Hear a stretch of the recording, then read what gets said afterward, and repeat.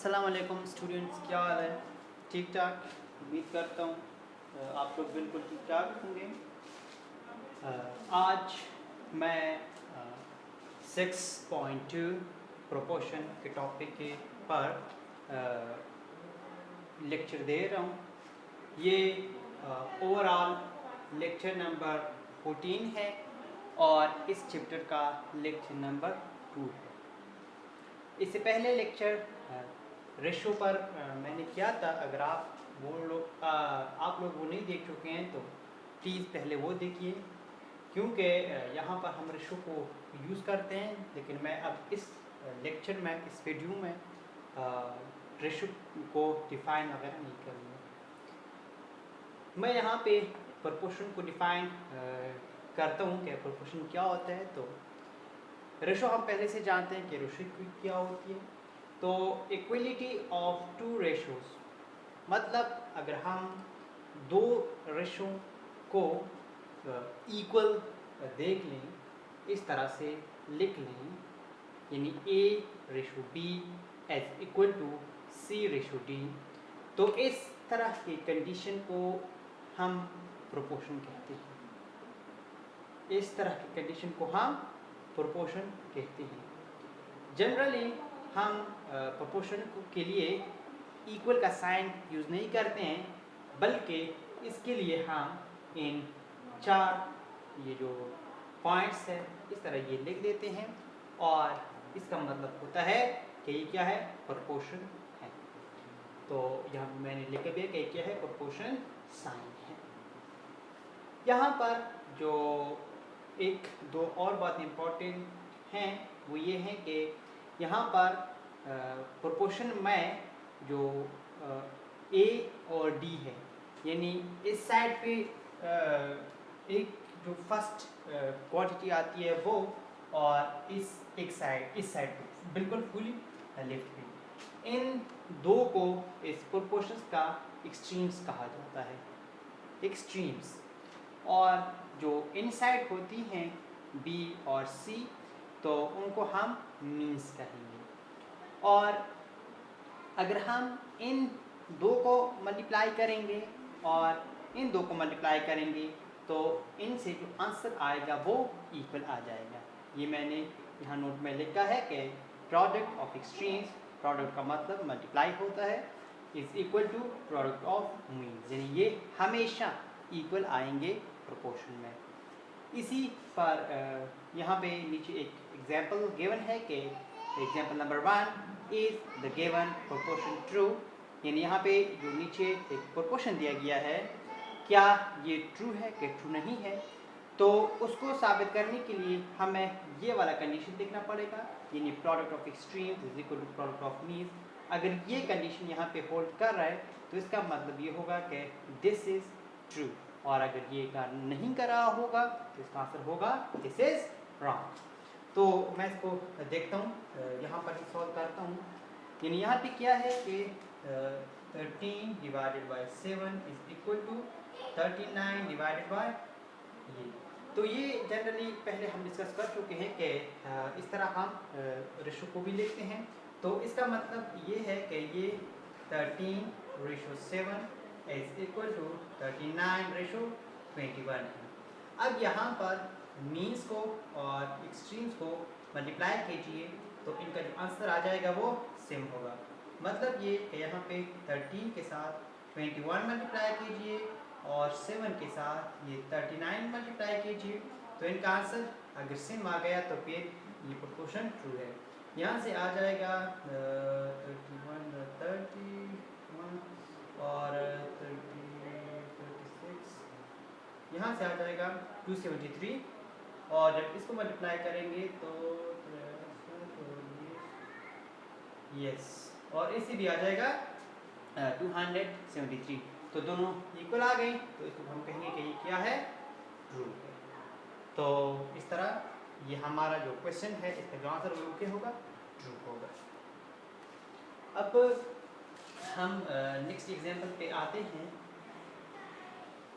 कि वहाँ पे क्या कहा जा रहा है।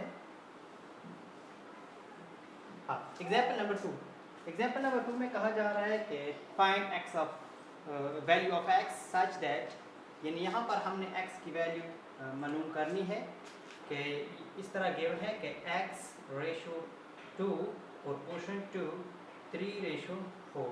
अब यहाँ पे हमने x की वैल्यू मालूम करनी है, तो मतलब ये यानी 4 के साथ और इसको 3 के साथ मल्टीप्लाई कीजिए, यानी यहाँ पे x multiply by 4 is equal to 12 multiply by 3।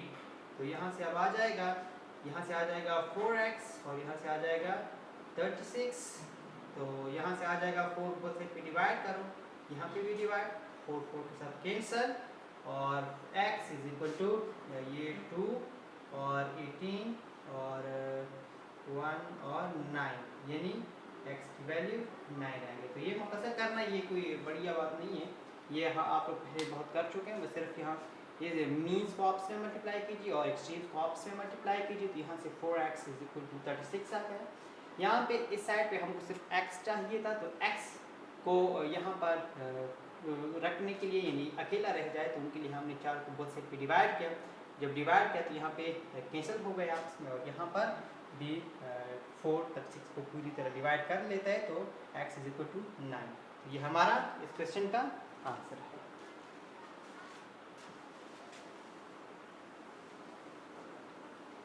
हाँ, अब इसी तरह जो यहाँ पे क्वेश्चन नंबर 3 है, वो भी बहुत आसान सा क्वेश्चन है। वहाँ पे कहा जा रहा है कि if 25 kilogram rice costs Rs 250 और find the cost of 45 kilogram rice. यानी हमारे पास अगर 25 किलोग्राम चावल की जो कीमत है वो 250 है, तो फिर ये बताइए कि 45 किलोग्राम की कीमत क्या होगी। तो इसके लिए जो हम करेंगे वो ये करेंगे कि पहले यहाँ पे हम लिखेंगे यानी वेट रेशो, वेट इन दोनों को आप एक के साथ और इक्वल टू जो नेक्स्ट साइड पे लिखेंगे वहाँ पे RS रेशो RS, यानी जो कीमत है वो लिखेंगे।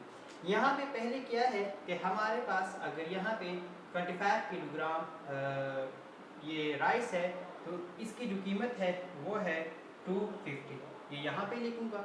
और फिर यहाँ पे कहा जा रहा है कि अगर ये 45 हो जाए, यानी जो क्या है इसका जो वेट है राइस का, तो यहाँ पे फिर इसकी कीमत क्या होगी उसको हम पहले लिख देते हैं कि ये क्या है, सपोज क्या दिस इज x। तो अब यहाँ पे हमने इस x की कीमत मालूम करनी है कि ये क्या होगा, तो उसके लिए क्या कीजिए, इनको और इनको मल्टीप्लाई कीजिए, एक्सचेंज और मीन। तो यहाँ से आ जाएगा 25x और यहाँ से आ जाएगा 45 मल्टीप्लाई बाय ये। तो अब यहाँ से जो आंसर आ जाएगा, यानी मतलब यहाँ पे 25 डिवाइड करो बोथ साइड पे, यहाँ पे भी डिवाइड हो जाएगा, तो ये दोनों कैंसिल, यानी x इज इक्वल टू इनको मल्टीप्लाई कीजिए और इससे जो आ गया वो हमारा फिर यहाँ पे आंसर हो। तो ये बहुत सिंपल है, अगर आप लोगों को इसकी समझ आ गई है तो ये क्वेश्चन भी फुली उस तरह ही है। बाकी ये सिंपल कैलकुलेशन है, मल्टीप्लाई करना डिवाइड करना, ये कोई मुश्किल बात नहीं है। अगर ये फिर भी समझ में ना आए तो नीचे व्हाट्सएप नंबर गिवन है, उस पर मुझसे पूछ सकते हैं। डिस्क्रिप्शन जानते हैं आपको कौन सा होता है, तो डिस्क्रिप्शन जब यूट्यूब में वीडियो प्ले करते हैं आप लोग, तो यूट्यूब के नीचे जो टाइटल दिया गया होता है कि इस वीडियो का क्या नाम है, वहाँ पे क्लिक कीजिए तो वहाँ नीचे एक पेज सा खुल जाएगा और उस पेज को डिस्क्रिप्शन कहा जाता है। उसमें हर चीज़ गिवन होता है कि मेरा व्हाट्सएप नंबर कौन सा है, ईमेल कौन सा है, और वीडियो के बारे में भी कभी कभार बहुत कुछ लिखा होता है। तो वो हर किसी की वीडियो को अच्छी क्या करें, हमें बहुत इम्पोर्टेंट चीज़ें मिलती हैं। तो उसके बाद हम 6.3 पर आ जाते हैं और इसका जो टॉपिक है, इसका जो टाइटल है वो है डायरेक्ट प्रोपोर्शन। अब हमने प्रोपोर्शन सीख लिया कि प्रोपोर्शन क्या होता है। अब हम यहाँ पे दो टाइप्स के प्रोपोर्शन सीखेंगे। एक को हम कहते हैं डायरेक्ट प्रोपोर्शन और दूसरे को कहते हैं इनवर्स प्रोपोर्शन। डायरेक्ट प्रोपोर्शन का मतलब ये है कि जब हम एक क्वांटिटी को इंक्रीज करेंगे तो जो दूसरी क्वांटिटी होगी वो उसके साथ खुद ब खुद इंक्रीज होती जाएगी। अगर हम डेली लाइफ में इसकी एग्जांपल पे गौर करें तो ये कुछ यूँ हो सकता है कि अगर हमारे पास घर में 10 आदमियों के लिए रोटी मौजूद है, यानी खाना मौजूद है, चलो रोटी ही से। तो अब यानी अब मेहमानों के लिए 10 मेहमानों के लिए मौजूद है। अब अगर 5 मेहमान और आ गए तो अब हमें यहाँ पर रोटियों की तादाद भी बढ़ानी पड़ेगी, यानी मेहमान बढ़ गए तो रोटियों की तादाद अब बढ़ाना होगी। तो इस तरह जब हम एक क्वांटिटी को इंक्रीज़ करेंगे दूसरी क्वांटिटी भी इंक्रीज़ हो जाएगी। तो इस तरह की कंडीशन को फिर हम कहेंगे डायरेक्ट प्रोपोर्शन। क्या कि if one quantity increases the other quantity also increases। Inverse proportion इस तरह नहीं होता है, बल्कि इनवर्स प्रोपोर्शन ये होता है कि अगर हम एक क्वांटिटी को इंक्रीज़ करें तो जो दूसरी क्वांटिटी हो वो डिक्रीज़ हो जाए। ऐसी प्रोपोर्शन को हम इनवर्स प्रोपोर्शन कहेंगे। तो डेली लाइफ में इसकी जो एग्जांपल है वो कुछ यूँ होगी कि अगर एक दीवार है, दीवार या एक कमरा है, उसको अगर दो मेसन यानी दो मिस्त्री अगर 10 दिन में मुकम्मल कर लेंगे। एक कमरा है, उनको अगर 2 मिस्त्री 10 दिन में कंप्लीट कर लेगा। अब अगर हम यहाँ पर मिस्त्रियों की तादाद जो है, मेसन्स की तादाद वो बढ़ा दें, यानी वो 4 कर लें, तो अब जो दिन पहले 10 दरकार थे अब वो 5 पे आ गई, यानी मिस्त्रियों की तादाद, मजदूरों की तादाद हमने बढ़ा दी। तो यहाँ पे ऑटोमेटिकली जो दिन की तादाद थी वो क्या हो गई, कम हो गई। तो इस तरह की रेशोज़ को, इस तरह की प्रोपोर्शंस को हम इनवर्स प्रोपोर्शन कहते हैं।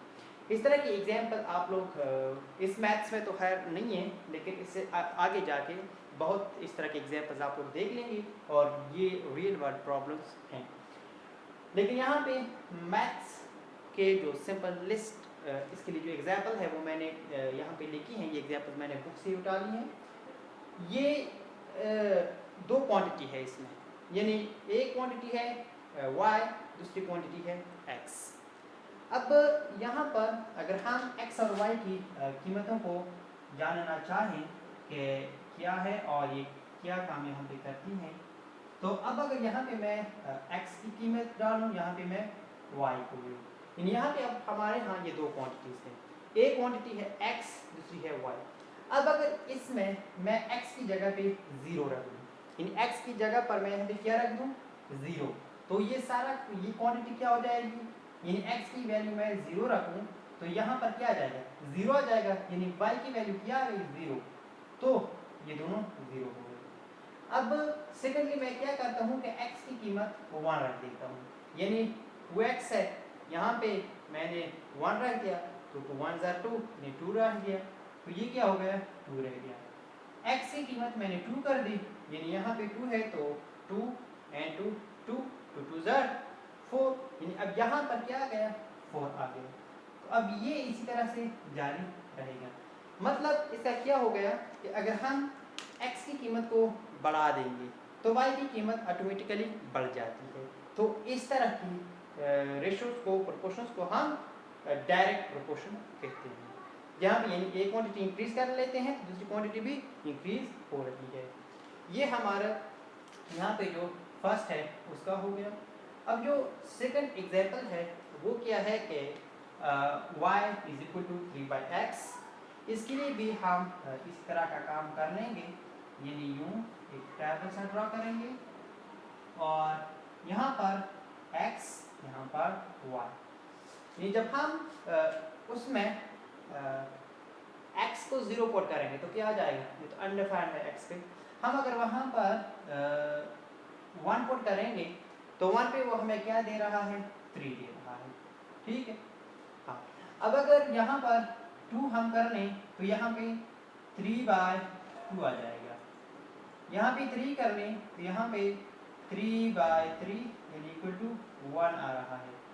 यहाँ पे 4 कर लें तो यहाँ पे 3/4, इस तरह से ये जाएगा। अब अगर आप लोग थोड़ा ऑब्जर्व कर लें कि ये जो क्वांटिटी है ऊपर वाली, ये तो जाहिर सी बात है कि ये बढ़ रही है, यानी 1 2 3 4 5 एंड सो ऑन, ये बढ़ रही है। और इस तरह से ये जो नीचे की क्वांटिटी है ये बढ़ नहीं रही है, बल्कि ये स्टेप बाय स्टेप डिक्रीज हो रही है। ये पहले 3 और फिर उसके बाद 3/2। 3/2 का क्या मतलब है, 3/2 का सिंपली मतलब ये है कि 3 डिवाइडेड बाय 2, यानी 2 1s are 2, 1 पॉइंट और 0 और 5, यानी इसका मतलब क्या हो गया 1.5। तो 3 बड़ा है कि 1.5 बड़ा है, 3 बड़ा है, यानी ये 1.5 है, ये 1 है, ये अब 3 डिवाइडेड बाय 4 है, यानी 3 डिवाइडेड बाय 4, तो पहले से ही पॉइंट आ जाएगा और फिर 0 और 7 2 0 और 5, यानी इससे 0.75, यानी इसका मतलब क्या है, इसका मतलब है 0.75। तो ये डिक्रीज हो रहा है, पहले 3 था, फिर 1.5 पे आ गया, फिर 1 पे आ गया, फिर 0.75, इस तरह ये डिक्रीज, ये जितना इंक्रीज करोगे जितना डिक्रीज हो जाएगा। जब इस तरह की कंडीशन हो तो इनको हम कहेंगे इन्वर्स प्रोपोर्शन। तो ये थी कुछ बेसिक और इम्पोर्टेंट डिफिनीशंस, ये आप लोग करते जाएं, इनकी प्रैक्टिस कीजिए। ये अगर आप लोग इस क्लास में सीख जाएंगे तो यकीन मानिए आगे जाके इतनी आसानी आप लोगों को होगी कि आप लोग समझेंगे कि मैथ्स तो बहुत आसान है, सारे फील्ड में से ये आसान। लेकिन अगर आप लोग यहाँ पर नहीं सीखेंगे तो फिर आगे जाकर ये डिफिनीशन होंगी, ये नहीं कि ये फिर नहीं मिलेंगी, हर क्लास में मिलेंगी यही रेशो, प्रोपोर्शन, इनवर्स और डायरेक्ट प्रोपोर्शन ये होगी, लेकिन फिर वहाँ पे एडवांस में होगी, यानी उनमें तब्दीली आ जाएगी, वो वहाँ पे थोड़ी मुश्किल होगी। लेकिन अगर आप लोग यहाँ से ये सीख जाएं, यानी आप लोग का ये बेसिक मजबूत हो गया, तो इस पे फिर आप जितनी इमारत खड़ी करना चाहे खड़ी कर सकते हैं। तो उम्मीद करता हूँ आप लोग ज़रूर पढ़ेंगे, मेरी वीडियो से पढ़ना है पढ़ो, जहाँ से पढ़ना है पढ़ो, लेकिन पढ़ो ज़रूर। अगर नहीं पढ़ोगे तो फिर बाद में जाके परेशान हो जाओ। तो इस उम्मीद के साथ कि आप लोग पढ़ लेंगे, बहुत पढ़ लेंगे, इंशाल्लाह कामयाब व कमरान हो जाएंगे फ्यूचर में, अपने वलिदैन का, अपने घर का, अपने गांव का, अपने माशरे का, अपने मुल्क का नाम रोशन करेंगे। तो इंशाल्लाह ताला आप लोग ऐसा ही करेंगे। दुआ में याद रखना। अल्लाह हाफ़िज़।